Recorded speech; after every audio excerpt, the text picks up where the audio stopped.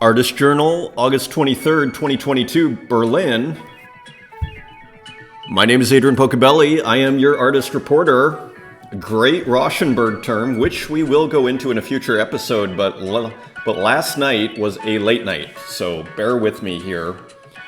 And it's probably going to be a short one, hopefully. I just thought I'd show some recent acquisitions because why not? Why not? I didn't see huge news. I mean, I'll show you actually something very quickly, and then we'll come back to Sumi Ray UC. Wish I could pronounce her name right. Very friendly person. I'll show you actually very quickly the latest on Louis Osborne, because I think there's something interesting. Just quick update, and then we'll come back to Sumi. So this is, sold yesterday for 135 and 145 to the same person. And so this isn't exactly what it seems, because then he came out on Twitter and he said, I'm going to list these for 280 each, which I believe he did. Yep, two at 280. And all the profits will go towards buying more art on Tezos. So you're seeing what I'd call like rampant speculation now. So, which gives one pause. And so anyway, so just a little kind of note. I'm not saying it's good or bad, but it does, you're seeing heavy speculation now, because assuming that you're just automatically going to get 280 for this, great as it is a pretty big assumption. I mean, speaking of recent acquisitions, and then we will go back to the great Sumi Rayusi, for 280, I mean, for 325, and I'm running out of BTC here, but I just can't help it. I mean, to get a one-of-one gloom tube, I think I paid 350. So if you think you're going to get 280 for an addition of 25, when you can get a one-of-one gloom tube, it's just like maybe, but it's just very speculative is all I would say on this. So just a quick update on that, just so you know what's going on over there. Interestingly, very quickly, and then, it's funny how these videos go along quickly. Just looking at the activity though, I want to point out something which I think you can write a master's thesis on, which is artist pricing and social proof. Now, social proof, if you're not familiar, probably most of you are, is a very important concept in marketing. It's basically the testimony. The testimony on Amazon, for example, or the review, when you are, looking at a product. Has this ever happened to you where you're looking at a product, you're not sure, and then you read like 10 amazing 5-star reviews and then you want to get it? Well, this takes place also with art pricing, I would argue, and I think that's obvious, that once you start seeing other people buy, oh, well, that person must like it, so it must be good. That's what's called social proof. Very powerful. It probably, plugs into our herd instincts. So this is instinctual, incredibly powerful. So that is all preamble to what I wanted to say here. Let's just look at the latest sales. So he's still making good sales, and then we will return to Sumi. But this is what I want to point out. So he bought these two. I think it was a guy, I'm pretty sure. He put a message out on Twitter for 135 and 145. The same guy. So he blows 280 Tezos, which is like 450 US dollars. But then shortly after, this Moving Cities goes for 80 Tezos. And you wonder if the person who bought this was looking at these two and going, oh, you know what, this is a steal at 80. Meanwhile, the other guy's doing rampant speculation, and maybe this guy's just going, I better get it while I can. So now the price is 200 though. And this is, again, part of the fun of Object, is you buy something and all of a sudden it's like the price triples, or here it's 2.5 times. Very powerful. Again, and final little comment here is like, this is like the new Facebook as far as I'm concerned.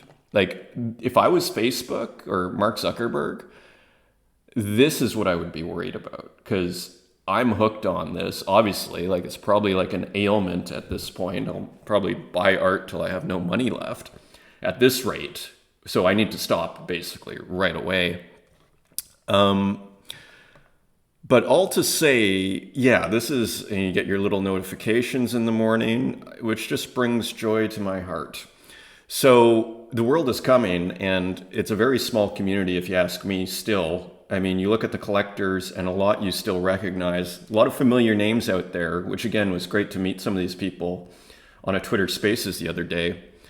I'm sure only more of that's going to happen, which is super exciting. So let's take a look, just very quickly, at Sumi Ray UC. I'll have to find out how to pronounce her name. But look at these great works I picked up for $23.40, and you can get one for $23.50. Edition of 20. And what's cool about her work is, I believe, we'll have to confirm this, but I'm pretty sure she uses AI in these images that are in the work. Like if you can see the framed images on the side of the wall, those I believe are AI paintings. So a very creative use of AI and getting that kind of contrast between, and it's all about contrast, a lot of design and art at the end of the day. The beauty in art is often about contrast.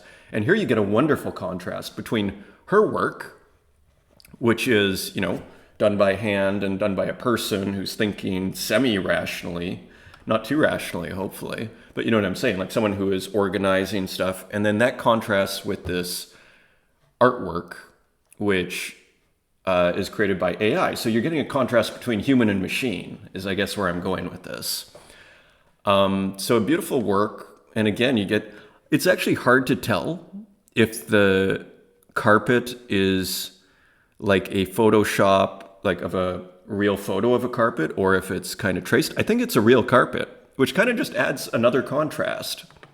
It's all about contrast. If you take a design class, even if it's web design, kind of contrast is front and center. Have really big letters and really small letters. Don't do, just slightly different. Strong contrast. Look at Van Gogh. You see a ton of strong contrast in the color. Often the complementary color will be used. That's why they're so beautiful. So some great contrasts here. And I just want to show her work as just another example of, these are the kind of artists that I think will be all bought up, like that the institutions are sleeping on, and I'd say Sumri is definitely one of them. And again, a very modern sort of setting, like, the hoodie. This could be someone's living room today, and kind of hilarious. I actually really like this Rubik's Cube iconography. You find it all over the NFT space. And, when I was a kid, the Rubik's Cube was like not ironic, but now you get the sense, like, I think she's only 26, this artist, if I remember right. Now you get the sense the Rubik's Cube is like this thing that the next generation looks at and just finds kind of hilarious. And so we're going to put Rubik's Cubes in our paintings. It's like putting an old monitor or a 1.44 megabyte 3.5-inch diskette, which I also remember. I was very young, but that was my first computer, had that. I kind of grew up in the 80s. I was born in 79. Hopefully not TMI. And let's just look at this other one. Actually, we'll look at a couple, and then we're going to wrap it up here because I have a ton to do today. It's my girlfriend's birthday, and let me tell you, Bolivians take their birthdays very seriously, so I have a lot to do, a lot of running around to do today. I was up late because I ran into a friend after leaving the Lululemon store buying presents, and I ran into a friend in Berlin, and that's a great feeling too. When you've been here for 6 years and you just start running into people on the street, that is a wonderful feeling. And okay, so let's just take a very quick look. All to say it was a late night. Let's just take a very quick look at room 1, 2, 3, 4, 5, 6. Room 6. Again, you see what I probably think is removing layers. You're starting to see how layering affects the making of artwork, and I use this a ton. I've been using this for years, and that's not necessarily what's going on here, by the way, but that's what I imagine is going on. See this outline of the chair? I imagine at one point that was filled in, maybe, and that layer was removed. Like you start removing layers and testing out stuff. I could be totally wrong on that though, so who knows. But anyways, just another really interesting, beautiful work. You have the gun on the chalkboard that kind of has this weird twirly red thing. You just see someone who's really enjoying making art, the strange faces, which are super beautiful. The chalk, again, looking at other textures and, just kind of playing around with the different mediums, which is also one of my themes. And so really cool. You see it was made in 2020 as well. And so here, and she minted this on 2022. So she's not just like showing up and saying, okay, I'm going to start making art. And there's nothing wrong with that, by the way. I actually applaud that. We saw with Kappa, the development that's happened in the last like 3 months. It's amazing. And you see these guys buying new equipment. It's really exciting. Like this is, I almost want to call it like a middle class art revolution that's going on here, which makes it way more exciting. And so, yeah. And then I paid, what was it? I paid $19.50 for this. Okay. And then someone relisted higher, unfortunately. Like, again, like keep these prices low so you guys, but I paid $30 for this, maybe $32, $33 for this beautiful work of art, an edition of 17. Again, I just see more opportunities. So check her work out. And quick tip for those who just don't know, go to her work, and a nice way to do it is just go price low to high. And you can see what you can afford. This new one she put out, it's only 3 Tezos. It's a beautiful work, actually. I picked it up right away. You can get some other works. This stuff is cheap, okay, for less than $10. So, moral of the story, it's actually coming back to a previous theme, which is the middle class is not supposed to collect art as far as the elites and everything in history is concerned. We're not supposed to collect art, and here is your basically once-in-a-lifetime opportunity to collect awesome art. Do not sleep on this, because you put in $1,000 or $2,000 here. That'll give you like 1,300 Tezos. And as you can see here, you can start having a pretty significant art collection for next to nothing. And I may be wrong on my conviction that this is temporary, but I would say this is very unusual, historically speaking, to have access to this kind of art. And think of how many, if the world knew what was going on here, do you think you'd be able, there's only 25. There's how many billion people now? 7.5 billion? Is there 8 billion now? I don't know what the number is, but it's over 7. And I'm just saying, you start doing the math, you look at how many art institutions are there, and frankly, I think they would be delighted to pick up, these works. These are sensational works. We'll just bring up the other one. These are sensational works. So anyways, I'm going long here. But that is, again, the moral of the story here. So I thought I'd bring a new artist to your attention here. Not a ton of news here. Over here, I've been running around the last couple of days. And just a quick note, this may not come out every day, but the reaction I've gotten so far, let me tell you folks, I am committed to this. And again, I was drinking last night and everything. So I may not do this every single day. Maybe even sometimes I take 2 or 3 days off, but I am here, okay? Because I am loving doing this. And I've got some beautiful comments. I'll actually very quickly read the comments. Thank you for the great insight on the Tezos art space. I'm getting FOMO watching how fast this space is growing. Thank you, Ethan Hurlehy and Tija Dupin. Love these videos, ! Let me tell you, this is incredibly encouraging. So leave those likes, leave those comments. 6 likes, guys. And it's hilarious. Enjoy, and this is another thing, final thing, and actually a couple things. Enjoy the journey. So if you're an artist that's not selling much, and that's actually where we're going to go next, do not worry, because you'll look at those days as remember when, and if you stick with it and you keep training yourself, you will go somewhere. Okay. And, So enjoy. Like, I love, it's like, I got 33 views. That's like, I mean, let's look at the visits really quickly. Sorry, I'm all over the place today. Bear with me. We got 6 new subscribers. We're at 46 or 47. Now we're at 53. Ladies and gentlemen, thank you for your support. But you see 33 views yesterday, 19 the day before, 16 and 37. These are not bad numbers for some guy just like, putting it out on his quiet Twitter account that doesn't seem to get any traction. Feel free to like and retweet. Actually, I have gotten some, so many thanks. I have noticed that. And very quickly, just wrapping up, not going to get a ton done today, but I would like to thank, we sold out a Bez, kind of a 90s raver, Happy Mondays. Let me stop this because maybe there's people out there.